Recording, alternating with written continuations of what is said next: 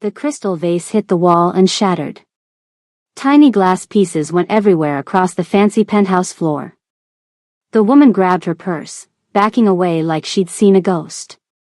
Her hands were shaking so bad she could barely hold her things. "I'm sorry, Kong SSI," she said, eyes fixed on the floor. "You're rich, you're handsome, but I just can't do this. When I look in your eyes, it's like staring into winter. Just cold and empty." She practically ran to the door and was gone. Kong Junesio didn't move. He just stood there, another expensive whiskey in his hand, watching another woman leave. That made 9 in the last 4 months.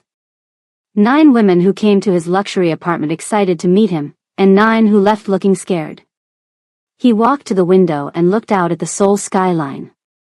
All those lights. All those buildings. So many of them connected to his business empire.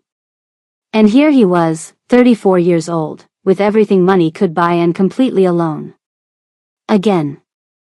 I know, you're wondering what could possibly make 9 different women run from one of Seoul's most eligible bachelors. But we move forward. If you're new here, I share stories that'll make your jaw drop. So do me a quick favor, smash that subscribe button and let me know in the comments where you're watching from. Trust me, you'll want to stick around for this one. Junesio's phone rang. He looked at the screen and sighed. Park Sung-ho, his right-hand man. "Chairman, the Busan shipment has a problem. The port officials are asking questions. And the Japanese investors moved the meeting to tomorrow." "There. Handle it," Junesio said, ending the call. He poured himself another drink. The organization could survive one night without him. Right now, he couldn't deal with business. Not after what just happened. He thought about what all those women had said as they left. "There's something in your eyes that scares me. The way you look at me makes me feel cold inside. It's like you're looking through me, not at me. And now, like staring into winter." 3 days ago, he'd actually gone to a doctor about it. Not that he'd tell anyone that. "Physically, you're perfectly healthy, Mr. Kong," Dr. Kim had told him. "Nothing wrong with you at all." "Then why does everyone leave?" Junesio had asked quietly.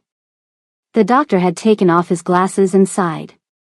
"Some people just carry darkness differently, Mr. Kong. It's not what you say. It's what you don't say. It's not what you do. It's what you've seen." Now, standing in his bathroom, Junesio stared at himself in the mirror. Nice suit. Good haircut. Handsome face. Nothing scary there. But his eyes, were they really so cold? Did they really show nothing? Was he really the monster everyone saw? His phone buzzed with a text. Sung-ho again. "Chairman, we found someone perfect for the Hanam-dong estate position. Something tells me she's different." Junesio put down his phone. Different wouldn't matter. Different would still see the winter and run. They all did, eventually. Junesio sat behind his massive desk in Kong Tower, the tallest building in Gangnam. Floor-to-ceiling windows showed off Seoul's business district, but he wasn't looking at the view. His attention was fixed on the parade of people coming through his door. For the past 2 hours, he'd been interviewing staff for his new mansion in Hanam-dong. The historic property had 27 rooms and needed a full household team. So far, it wasn't going well. "Next," he said after dismissing a chef who couldn't stop his hands from shaking. Sung-ho, standing by the door, checked his tablet. 7 more applicants, Chairman. Junesio nodded, face blank. Each interview followed the same pattern. They'd walk in confident, meet his eyes, and something would change. Their voices would get quieter. They'd look at the floor instead of at him. By the end, they just wanted to escape. A housekeeper nearly dropped her folder when he asked about her experience. A gardener stuttered so badly Junesio could barely understand him. A driver with military experience actually took a step back when Junesio stood up to shake his hand.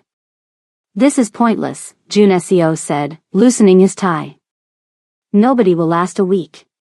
One more before we break for lunch, Sung Ho insisted. The American. Jun Seo raised an eyebrow. American? Before Sung Ho could answer, the door opened. Azira Thorne walked in like she owned the building. She wore a simple black blazer and pants, nothing flashy, but they fit her perfectly. Her natural hair was styled in neat twists, and she carried a leather portfolio instead of the manila folders everyone else had brought. But it was her eyes that caught Jun Seo's attention. They met his directly, without hesitation. Mr. Kong, she said, crossing the room with steady steps. Thank you for seeing me. I'm Azira Thorne. Her handshake was firm. Not aggressive, not timid. Just confident. Sit, Jun Seo said, more a command than an invitation. She did, placing her portfolio on her lap, back straight but relaxed. No nervous fidgeting.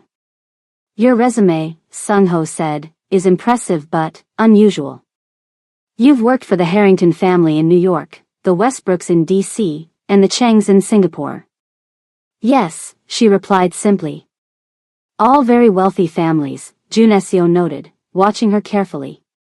All very demanding families, she corrected with a slight smile. There's often overlap. Jun Seo leaned forward slightly. Most people leaned back when he did this. She didn't move. Why Korea? He asked. I've always been interested in Korean culture. I spent 3 years learning the language. And I believe in going where opportunities take you. There's a gap, Sung Ho interrupted, scrolling through his tablet. 8 months between the Westbrooks and the Changs. Care to explain? Personal time, she said without hesitation. Family matters that needed my attention. Sung Ho looked skeptical. For 8 months? Some family matters take time, Mr. Park. Jun Seo studied her. Most people would be nervous explaining a gap to potential employers.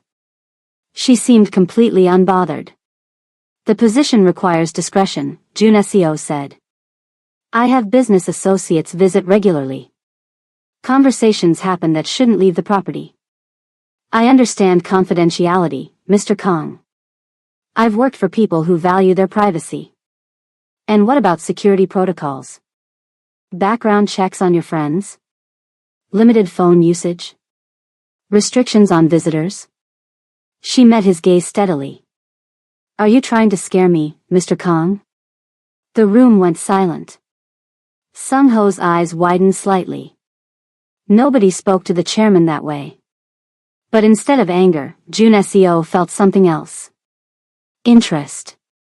I've worked for difficult men, Mr. Kong, Azira continued calmly. There's a difference between respect and fear. I offer one, not the other. For a moment, no one spoke. Then Jun Seo reached for his water glass. He looked directly at her as he let it slip from his fingers. The glass hit the desk and tipped over, water spilling across the polished surface and dripping onto the floor. The other applicants had panicked when he'd done this. Apologized for his mistake. Scrambled for tissues. Looked terrified they'd be blamed.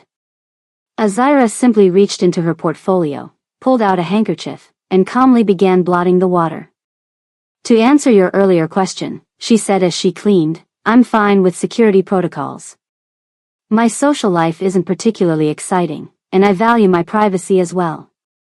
Though I hope your water dropping test isn't a regular occurrence. She glanced up at him, and there was something almost like amusement in her eyes. And for the first time in what felt like years, Jun Seo felt the corner of his mouth twitch upward. Not quite a smile. But close. When can you start? He asked. I'm available immediately, she replied, folding the damp handkerchief neatly. Tomorrow, then. Sung Ho will handle the details. She nodded, gathering her things. Thank you for the opportunity, Mr. Kong. As she walked to the door, Jun Seo noticed something else unusual. Her posture hadn't changed from when she entered. No relief at escaping. No hurry to leave. Just the same steady confidence. When the door closed behind her, Sung-ho turned to him. "Chairman, shouldn't we complete the interviews?" "No need. She'll do. But we know almost nothing about her." "Then find out," Jun Seo said, looking at the space where she had been. "Run a complete background check. Find out what's in those missing 8 months." Sung-ho nodded, already typing on his tablet. "Already on it, Chairman." "But there's something else. Her previous employer in New York? Mr. Harrington? He was found dead 3 weeks after she left." Jun Seo turned, his almost smile fading completely. "What?" Azira stood outside her temporary studio apartment, one small suitcase beside her. Rain drizzled from a gray Seoul sky as she waited for the car that would take her to her new job. The building behind her was decent but simple, the kind of place foreign workers lived when first moving to Korea. Her phone buzzed. A sleek black car was pulling up to the curb. The driver got out, bowed slightly. "Miss Thorne? I'm here to take you to the Hanam-dong residence." 20 minutes later, the car passed through massive iron gates and rolled up a long driveway lined with perfectly trimmed trees. Azira tried not to look impressed, but it was hard not to be. The mansion was huge, a beautiful mix of traditional Korean architecture and modern luxury. Stone walls, curved tile roofs, and massive windows that reflected the cloudy sky. "Wow," she whispered to herself. The driver heard her. "The chairman's newest property. One of the oldest estates in Hanam-dong. They say it was once owned by royalty." Azira nodded. From a tiny apartment to a palace in less than half an hour. Talk about a change. Inside, Mrs. Kim, the housekeeper, was waiting. She was a small woman in her 50s with a perpetually nervous expression. "I will show you around," she said in careful English before switching to Korean. "The chairman is very particular about how things are done." The tour took nearly an hour. 27 rooms filled with expensive furniture, antiques, and art. Everything was perfect, too perfect. Like a museum no one actually lived in. "These are the other staff," Mrs. Kim said as they entered the kitchen. The chef bowed silently. The gardener nodded from where he sat drinking tea. The security guard gave a quick nod. None of them smiled. None of them made eye contact for more than a second. "The chairman, does he live here full-time?" Azira asked. Mrs. Kim's eyes widened slightly. "He comes and goes. Sometimes stays for days. Sometimes just for hours. We always must be ready." "And when will he arrive today?" "Late. Business in Gangnam. Always business." Mrs. Kim's voice dropped to a whisper. "When he is here, it's best to be invisible. Do your work. Don't speak unless spoken to." Azira nodded but said nothing. The house felt like it was holding its breath. Waiting. "This is your room," Mrs. Kim said, opening a door on the second floor. It was simple but elegant. A full-sized bed with crisp white sheets. A small desk. A private bathroom. Far nicer than her apartment. "Thank you," Azira said. "Rest today. Tomorrow, we show you your duties." If you're enjoying this story so far, take 2 seconds to hit that subscribe button. Seriously, it helps more than you know. And drop a comment telling me where you're tuning in from. Now, back to our mysterious maid. The next morning, Azira started work at 6 a.m. She dusted priceless artifacts. Polished floors that already gleamed. Arranged fresh flowers in rooms no one used. What she didn't see were any personal touches. No family photos. No books left open. No favorite coffee mugs. Nothing that said a real person lived here. At 11 a.m., she noticed the security cameras. Small, discreet, but everywhere. In that moment, she felt eyes on her. Someone watching. In his office at Kong Tower, Junesio sat at his desk, a small monitor to his right showing security feeds from the mansion. His eyes kept drifting to the image of Azira moving through the house. There was something about the way she carried herself.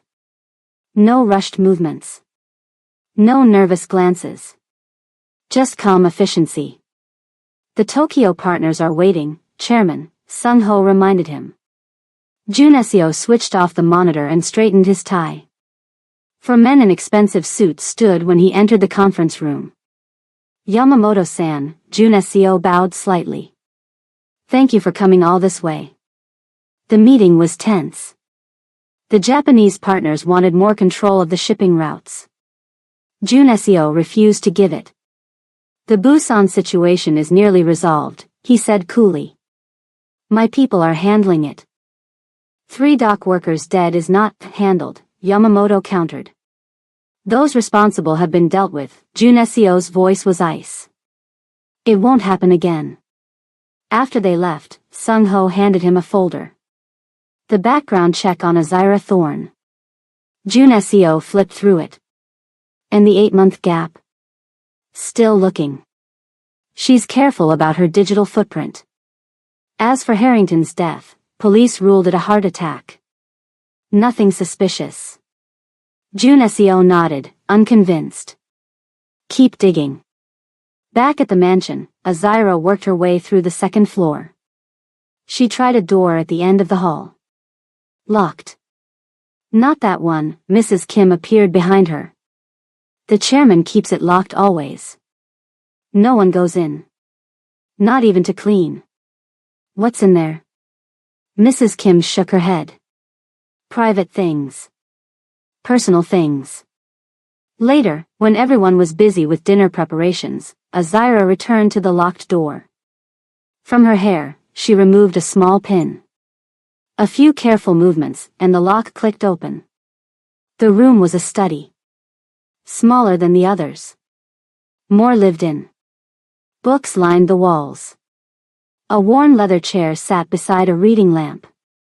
And there, on the desk, a single photograph in a simple frame. A young boy, maybe 12, standing beside an older man with the same eyes. Both serious. Neither smiling. But the man's hand rested on the boy's shoulder. Azira studied it carefully. Then froze at a sound from the hall. Quickly, she slipped out, locking the door behind her. That evening, storm clouds gathered over Seoul. Lightning flashed across the darkening sky as rain pounded against the windows. Azira was in the library, dusting shelves of books that looked like they'd never been opened. You like Hemingway? She turned, startled. Junesio stood in the doorway, his suit jacket gone, tie loosened. His hair was damp from the rain. Chairman, she bowed slightly. I didn't hear you come in. You didn't answer my question. He nodded toward the book in her hand. I do, actually, she said, looking at the copy of The Old Man and the Sea she'd been dusting. Though I prefer his short stories. Which one? Hills Like White Elephants, she said without hesitation. The whole story happens in the spaces between what's said. Something flickered across Junesio's face. Interest, maybe. You've actually read them. Is that surprising? Most people just pretend to like the classics. Thunder boomed outside. The lights flickered once, twice, then steadied. What about you? Azira asked. Do you prefer the novels or the short stories? Mrs. Kim, passing in the hall, nearly dropped her tray when she heard Azira questioning the chairman so casually. But Junesio didn't seem angry. He stepped into the room, looking at the shelves. A clean, well-lighted place, he said finally. A story about nothing and everything. Azira nodded. About loneliness. And the nod a prayer. For a moment, they just looked at each other. The mansion didn't feel quite so silent anymore. You should get back to work, he said, but without coldness. Yes, Chairman. She returned the book to the shelf and walked past him. Azira, he called after her. She turned. Mrs. Kim says you reorganized the linen closets. It's more efficient now. Just doing my job, sir. He nodded once, dismissing her. As she walked away, she felt his eyes on her. Not cold like winter anymore. More like early spring, still cool, but with the possibility of thaw. Later that night, in her room, Azira sat on the edge of her bed. The storm had passed. Moonlight filtered through the window. She pulled out a phone, not her regular one, but a second, slim device with encryption software. She dialed a number. Yes, I'm in, she said quietly. He trusts no one, but he's not what we expected. I don't think he knows about the connection. She listened to the voice on the other end. I need more time, she insisted. This isn't simple. After hanging up, she reached under her shirt and pulled out a locket on a thin gold chain. She clicked it open. Inside was half of a torn photograph. A man's face, half visible. The exact same man who stood beside young Jun Seo in the photograph in the locked room. A month had passed since Azira started working at the mansion. Little things had changed. Fresh flowers appeared in rooms that were once sterile. Music played softly in the kitchen where before there was only tense silence. The staff still moved carefully, but they no longer looked like they were walking on glass. Jun Seo noticed all of it. He found himself coming home more often, finding excuses to work from the mansion's study rather than his Gangnam office. He told himself it was to keep an eye on things, on her, but the truth was more complicated. This morning, he stood at his bedroom window, watching Azira in the garden below. She was speaking with the gardener, pointing to different areas. The old man was actually smiling. Jun Seo couldn't remember ever seeing him smile before. His phone rang. Sung-ho. I'll be there in an hour, Jun Seo said, turning from the window. Actually, Chairman, I'm already here. At the mansion. 10 minutes later, they walked the grounds, Sung-ho's voice low with concern. She's changing things, sir. Routines, schedules, staff dynamics. The house runs more efficiently now, Jun Seo said. Yes, but security protocols are being relaxed. The staff used to avoid certain areas. Now they move freely. She's got them eating meals together. Talking. Is that a problem? It could be. People who talk share information. And we still don't know everything about her. The background check has gaps. Jun Seo stopped walking.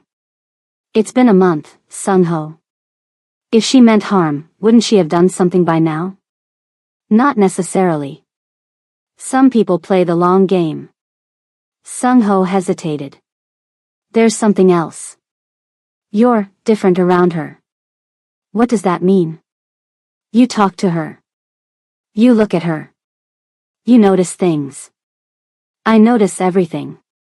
Not like this. Sung-ho looked uncomfortable. It's not my place to say, but... Jun Seo's phone rang again, saving Sung-ho from finishing his thought. The screen showed a name that made Jun Seo's expression harden instantly. Choi, he answered, voice cold. This better be important. He listened, his face growing darker with each second. When? He demanded. How many men? No. No police. Send our people. Secure the warehouse first. I don't care how you do it. Anyone who resists doesn't walk away. He ended the call, jaw tight with tension. The Incheon situation? Sung-ho asked. The Hwang organization is moving on our territory. They hit one of our storage facilities at the port. Casualties? 2 of our men. Hospitalized but alive. They need to understand who they're dealing with. I'll handle it personally, Sung-ho said. No. I'm going. They need to see my face. Jun Seo turned toward the house. Have the car ready in 20 minutes. Inside, he went to his study to retrieve documents. He didn't notice Azira dusting nearby until he was already halfway through his call with the head of security. I want names, he said into the phone. Everyone involved. Family members. Addresses. We send a message they won't forget. He glanced up, suddenly aware of her presence. She continued working, seemingly unaffected by his words. Do what needs to be done, he finished, ending the call. For a moment, the room was silent. He waited for her to hurry away like the others would have done. Instead, she simply moved to the next shelf, calmly continuing her task. You heard that, he said. Not a question. Yes. And you have nothing to say? Azira turned to look at him. Your business is your business, Mr. Kong. I don't judge people for surviving.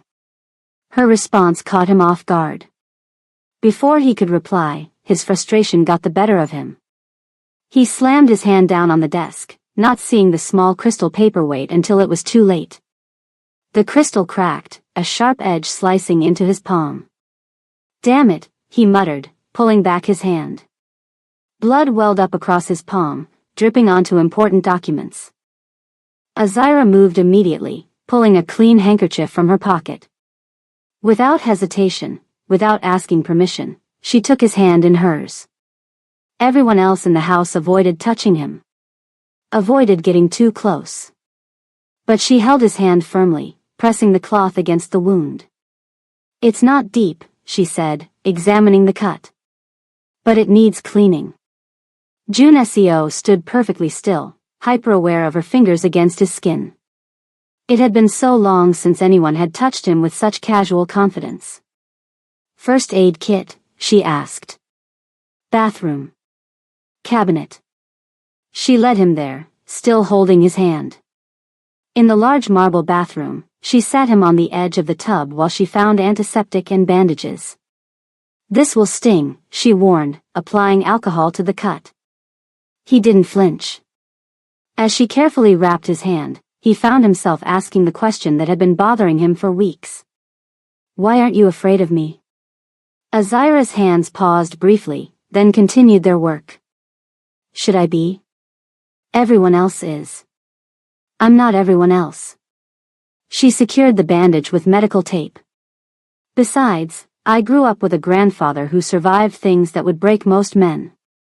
Your coldness? I've felt colder. She stood back to examine her work. Keep it clean. Change the bandage tomorrow. June Seo looked at his wrapped hand, then at her. What things? What?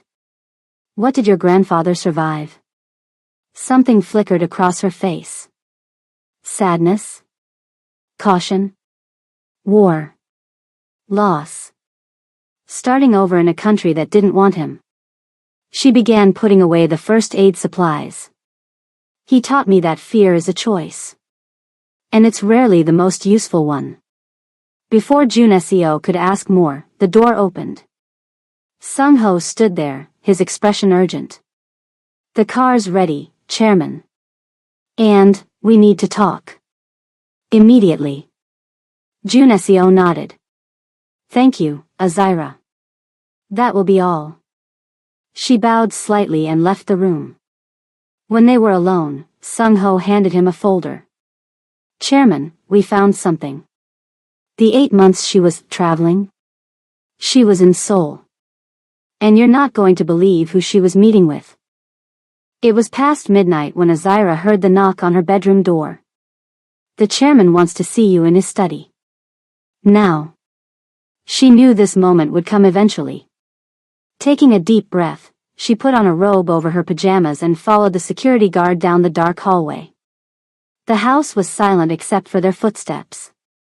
Outside, the moon hung full and bright, casting long shadows through the windows. June Seo was standing at his desk when she entered.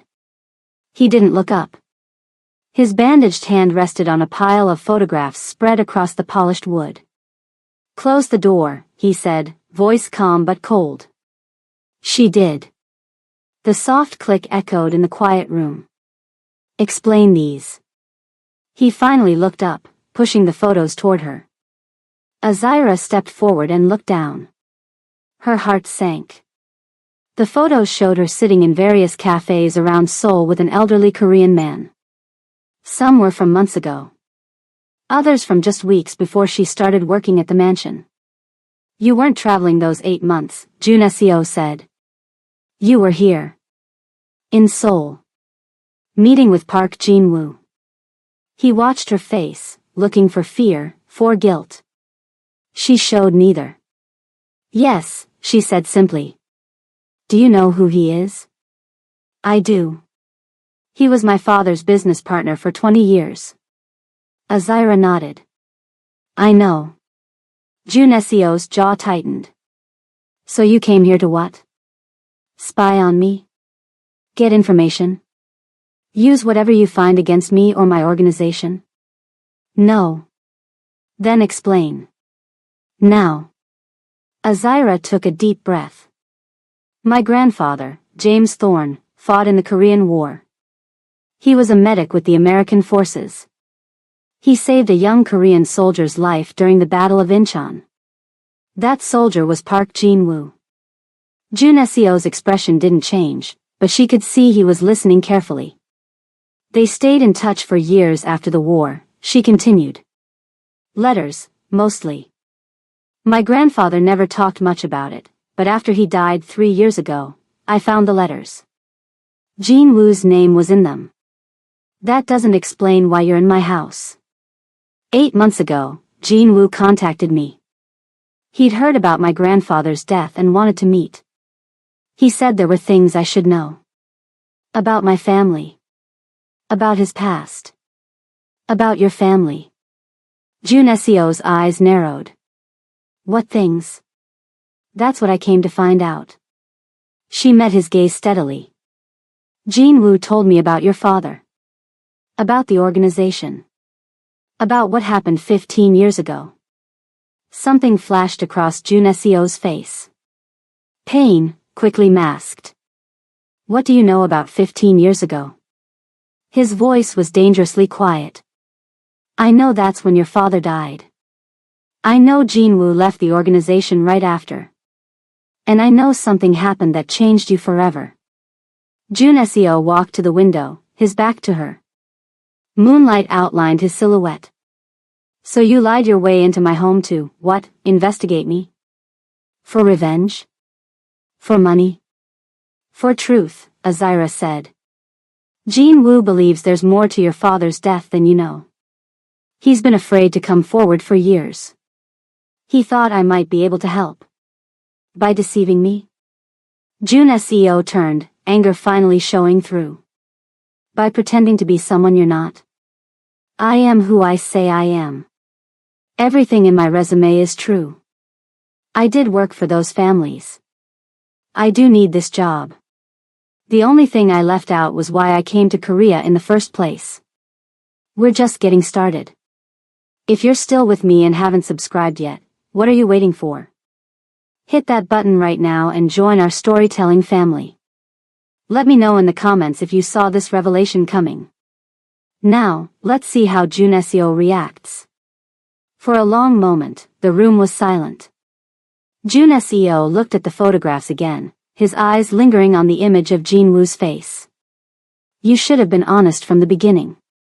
Would you have hired me if I told you I'd been meeting with your father's old partner? The man who walked away from the organization right after his death. Jun Seo didn't answer. They both knew the answer. What did Jin-woo tell you about my father's death? He finally asked. Not much. Just that he doesn't believe it was suicide, like the official report said. Jun Seo's head snapped up. He told you it was suicide? Isn't that what happened? Something dark passed across his face. Is that what the world believes? That Kang Min-ho took his own life? Azira watched him carefully. That's not what happened.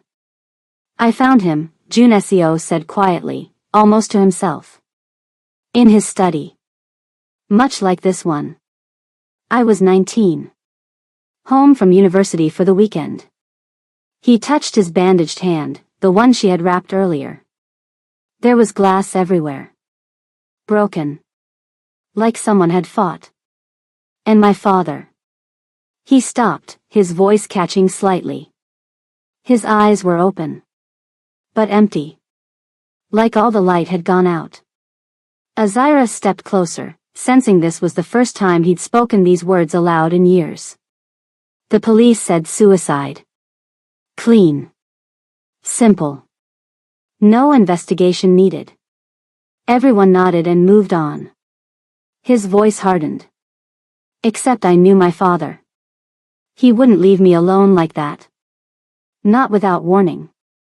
Not without a reason. You think he was murdered, Azira said quietly. I know he was. But I could never prove it. And Jean Wu, the one person who might have known something, disappeared the next day. Wouldn't take my calls. Wouldn't see me. June SEO looked at her with new intensity. Until you. The accusation hung in the air between them. I didn't know, Azira said. Jean Wu never told me you suspected murder. He just said there were things about your father's death that didn't add up. That's why I took this job. To find out the truth. For both of us. June SEO studied her face. Why should I believe you now? Because I could have denied everything. Made excuses. Instead, I'm telling you the truth, even though it might cost me this job. Maybe worse. He stepped closer to her, close enough that she could see the tension in his jaw, the pain in his eyes he was trying to hide. If you came for information, just ask, he said, his voice softer than she'd ever heard it. I'm tired of being seen as a monster. Tired of people looking at me and seeing only winter. Something shifted between them in that moment. The air felt different. Lighter somehow, despite the heavy conversation. I don't see a monster when I look at you, Azira said. I see someone carrying too much for too long. She reached out slowly, giving him time to pull away. When he didn't, she touched his face gently. Looking into your eyes isn't like winter, she said. It's like looking at someone who's been left out in the cold too long. June SEO froze at her touch. No one touched him like this. With gentleness. Without fear or agenda. For a moment, he seemed unsure how to respond. Then his phone rang, breaking the silence. He stepped back, reaching for it. It's Sung-ho, he said, then answered. What is it? It's late. Azira watched his face change as he listened. First confusion, then shock, then something close to fear. When? He demanded. How bad? We'll be right there. He hung up, turning to her with urgency. Jean Wu has been attacked in his home. He's in the hospital. Critical condition. Azira's hand went to her mouth. Oh my God. Who would? That's not all, June SEO said grimly.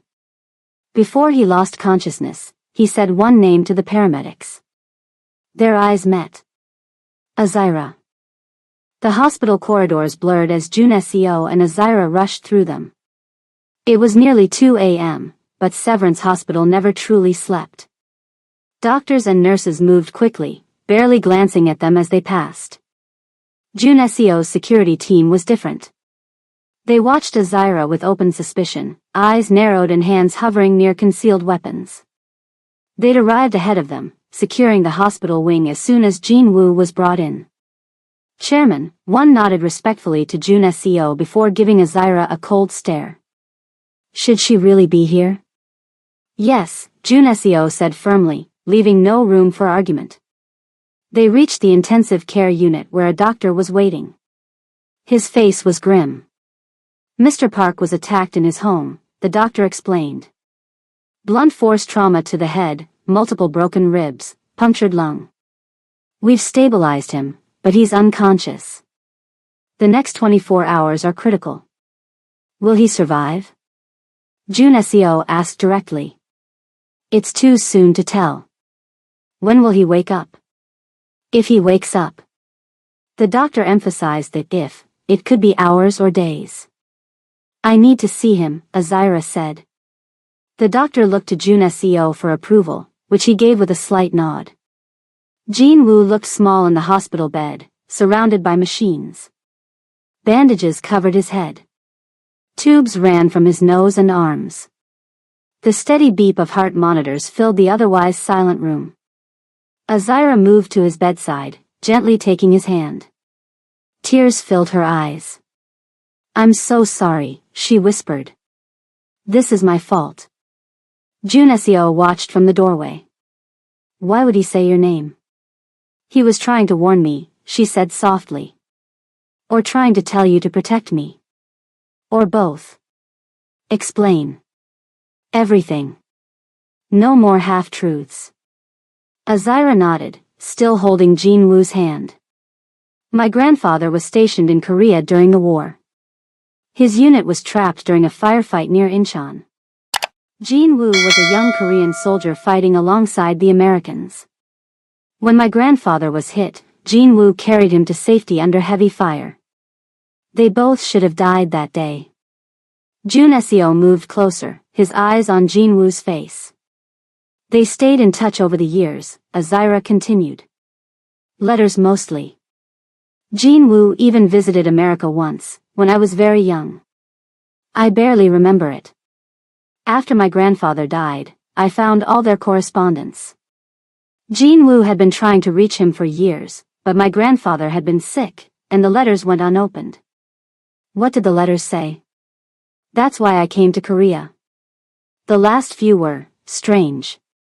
Jin-woo wrote about history repeating itself and needing to make things right.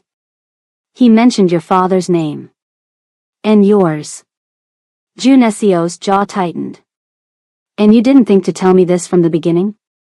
I tried to contact Jin-woo directly first. When we met, he seemed scared. Paranoid. He told me your father didn't kill himself, but he wouldn't tell me what really happened. Said it was too dangerous. That people were still watching. So you decided to spy on me instead. I decided to find out for myself what kind of man you were before I trusted you with any of this, Azira countered. Jin-woo warned me that getting close to the Kong organization could be dangerous.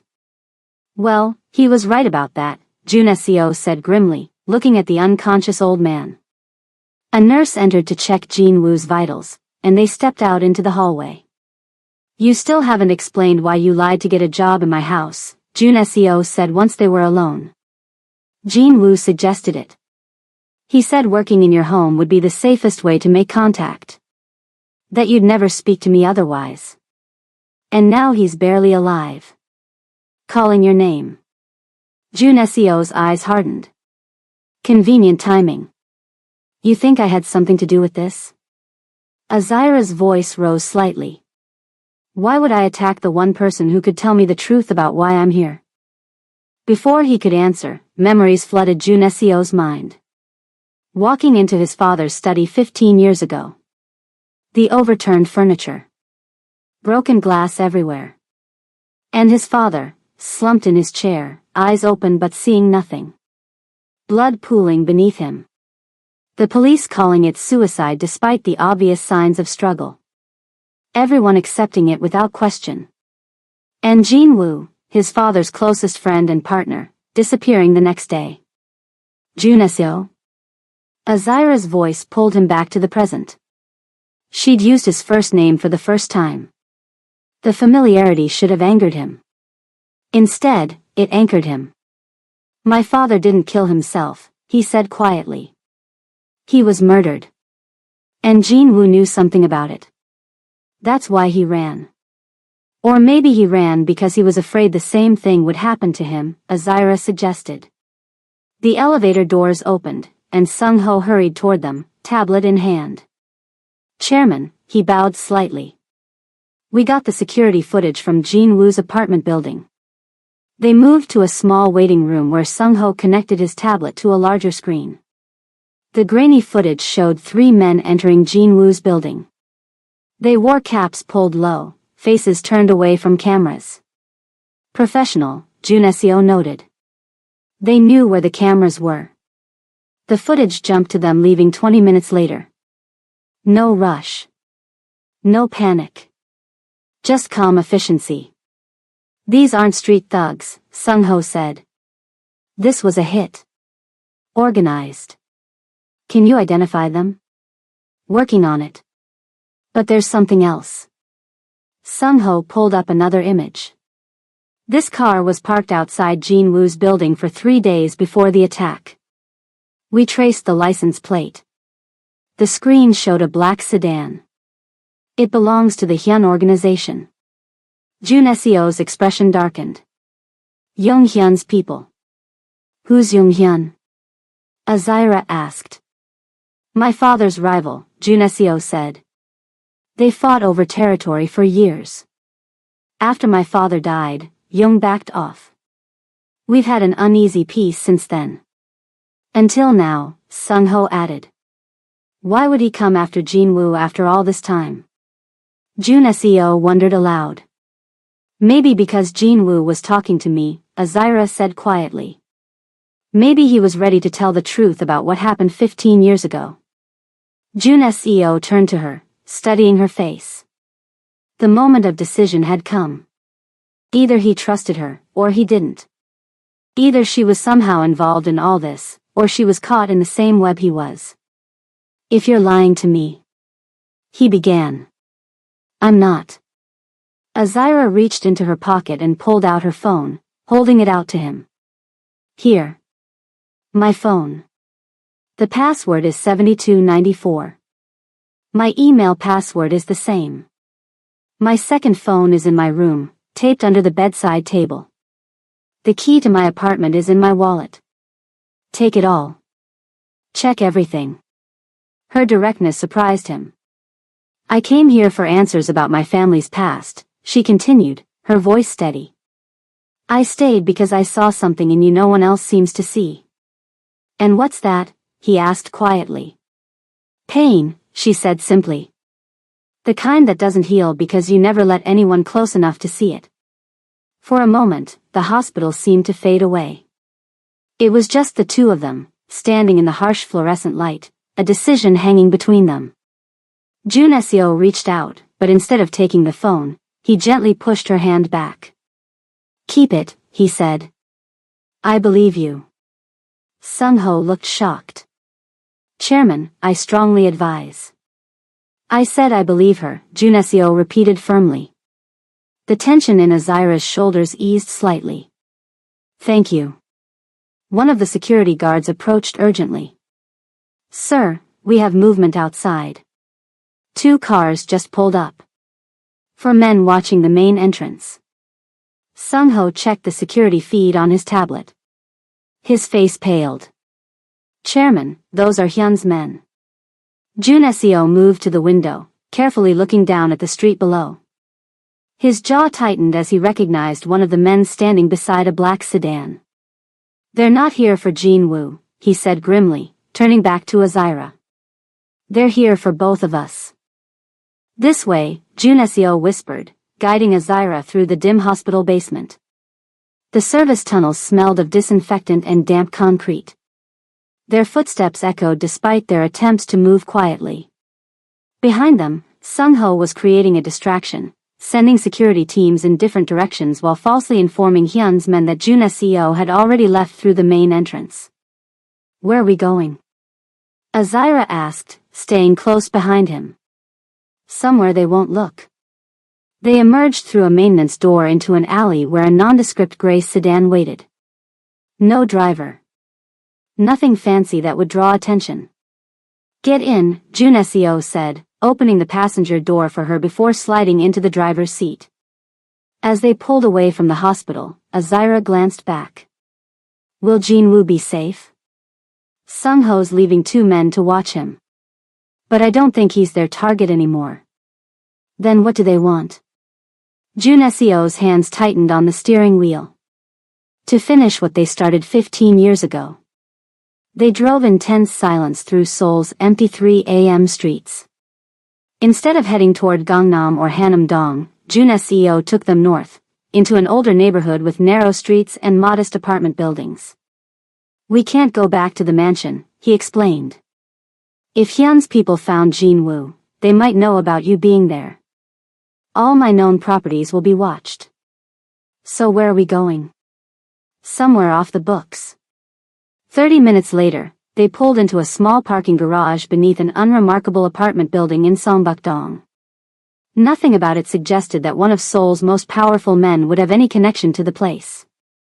The apartment was on the 4th floor. Small, but clean and simply furnished. A living room with a couch and TV. A tiny kitchen. One bedroom visible through a half-open door. No one knows about this place, Jun Seo said, locking the door behind them. I bought it under a different name years ago. For emergencies. Azira looked around. Unlike his mansion or penthouse, this place felt lived in. Books stacked by the couch. A coffee mug in the sink. A jacket thrown over a chair. You actually stay here, she realized. Sometimes. When I need to be somewhere that isn't. Kang Jun Seo's life. The intimacy of the space suddenly felt overwhelming. This small apartment revealed more about him than his massive mansion ever had. Jun Seo removed his suit jacket and loosened his tie. Without the formal armor, he looked younger. More human. You should rest, he said, gesturing to the bedroom. Take the bed. I'll sleep on the couch. I'm too wired to sleep, Azira admitted. Me too. He moved to the kitchen, opening a cabinet. Tea?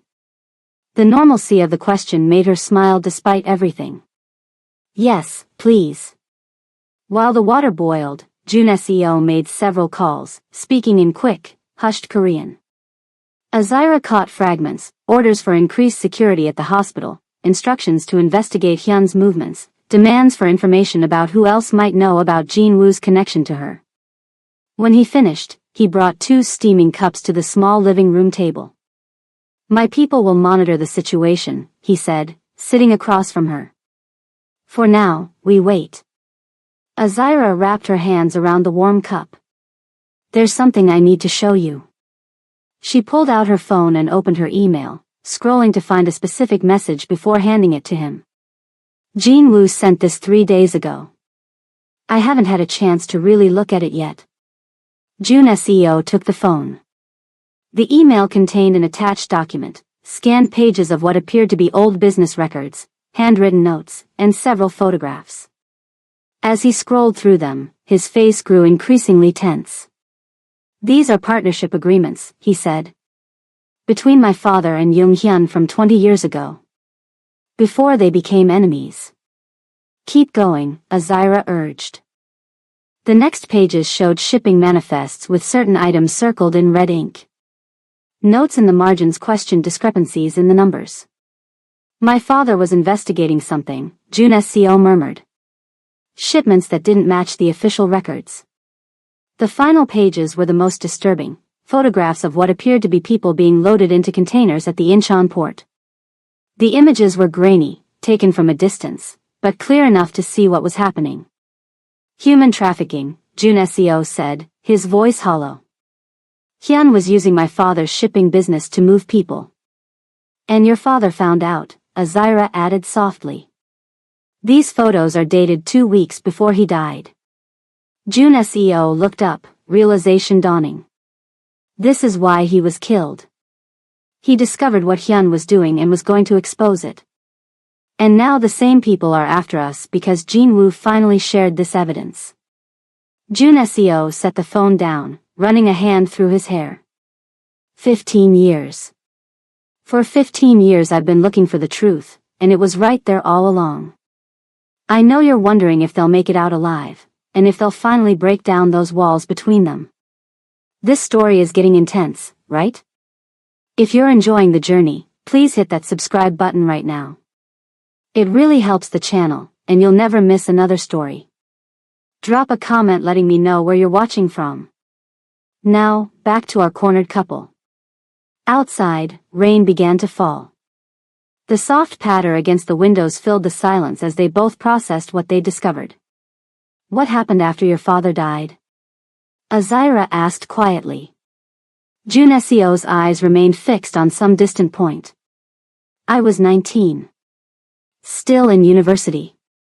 Not ready to run an organization. But I had no choice.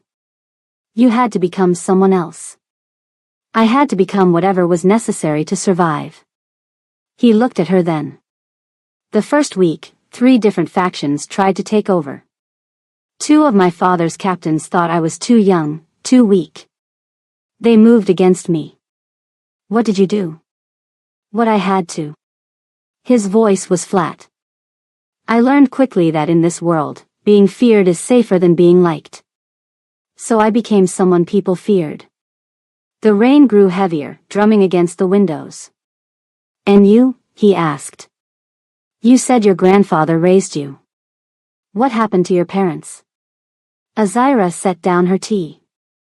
Car accident when I was 7. My mother died instantly. My father hung on for a few days in the hospital. I'm sorry. My grandfather took me in. He was tough. A military man through and through. Not really equipped to raise a little girl. But he tried. He taught you not to show fear, Junesio observed. He taught me that fear doesn't help anything. That you face what comes and deal with it. She smiled faintly. I wasn't an easy child. Always asking questions, always pushing boundaries. After my parents died, I got angry. Started fighting at school. My grandfather could have crushed that spirit, but instead, he channeled it. Into what? Self-reliance. Problem solving. Standing my ground. She looked at him directly. The same things you had to learn, I imagine. Just under different circumstances. I didn't choose to be feared, Junesio said softly. But I learned that fear keeps you alive. Does it? She challenged gently. Or does it just keep you alone? The question hung between them, honest in a way few people had ever been with him. Outside, thunder rumbled in the distance. The storm was getting closer.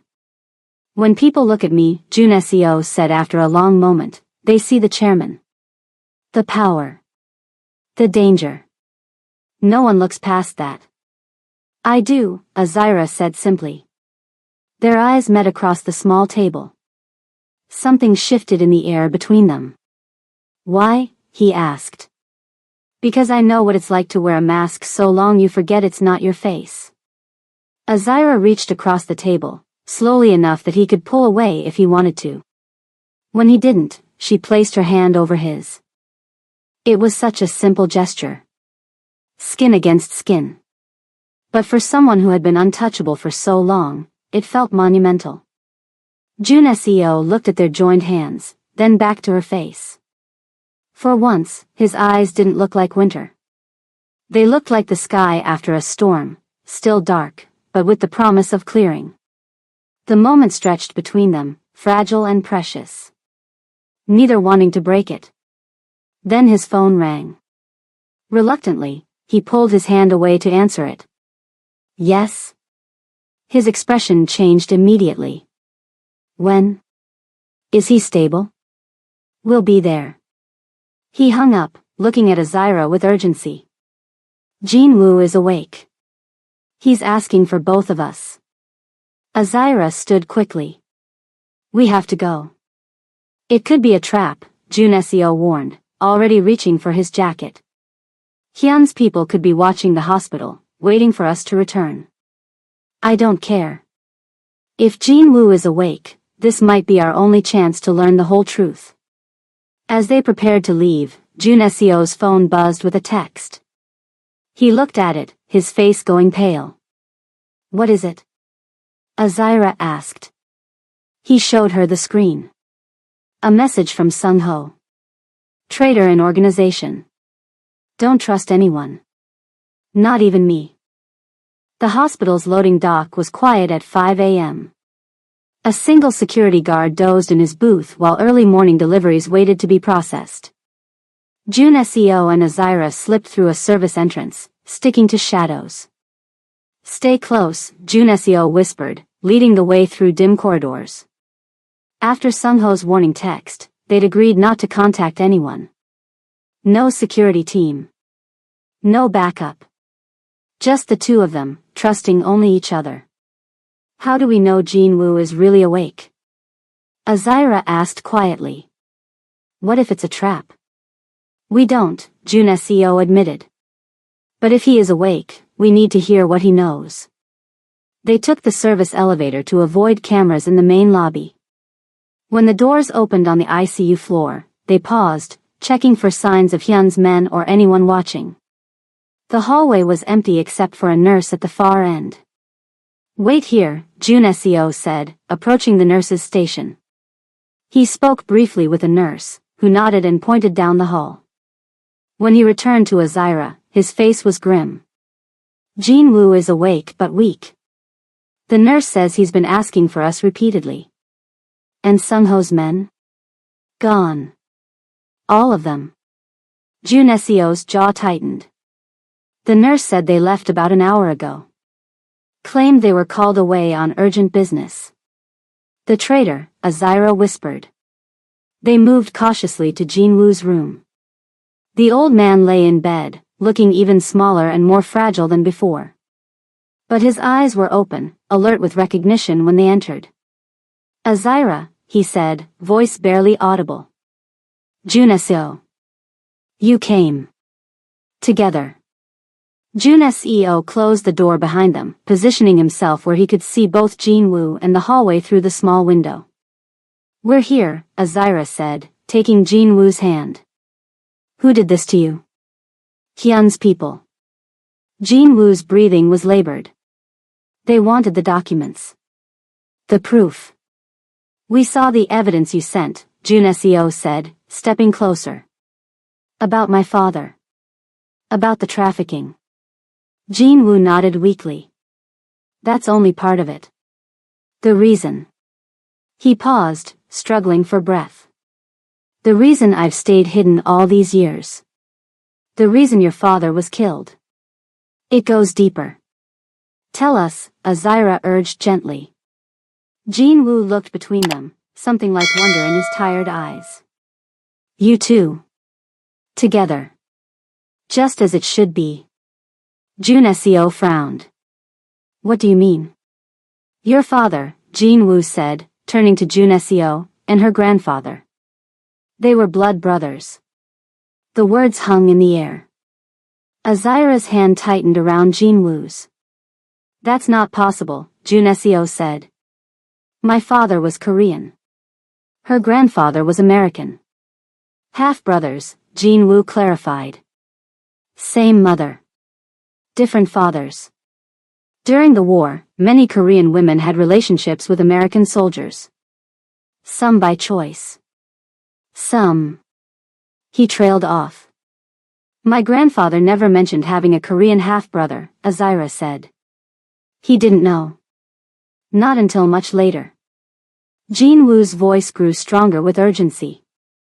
Your grandmother, June Seo, she was pregnant when the American soldier left. She later married a Korean man who raised your father as his own. The truth was hidden to protect everyone. So my grandfather and June Seo's father were half-brothers, Azira said slowly. Which makes us distant cousins, Jinwoo confirmed. Family. June Seo stepped back, struggling to process this revelation. Why keep this secret? Why would my father never tell me? Because it was dangerous, Jinwoo said. When your father discovered what Hyun was doing with the shipping containers, he reached out to James, Azira's grandfather. They had reconnected years earlier, after learning they were brothers. James had connections in American law enforcement. Together, they were gathering evidence to bring down Hyun's trafficking operation. And that's why my father was killed, June Seo said, the pieces finally fitting together. Yes. Hyun discovered their plan. He murdered your father and tried to eliminate all evidence of the family connection. He feared American involvement, international attention. But why target us now? Azira asked. After 15 years? Because the evidence still exists, Jinwoo said. All of it. I've kept it hidden. And because Hyun fears history repeating itself. You two, working together, just like your father and grandfather did. Jinwoo reached for Juneseo's hand, bringing it together with Azira's. Look at your eyes. Both of you. The same eyes. Juneseo turned to Azira, really looking at her eyes for the first time. They were the same unusual shade as his, not quite brown, not quite gray. Eyes that people had called cold. Eyes like winter.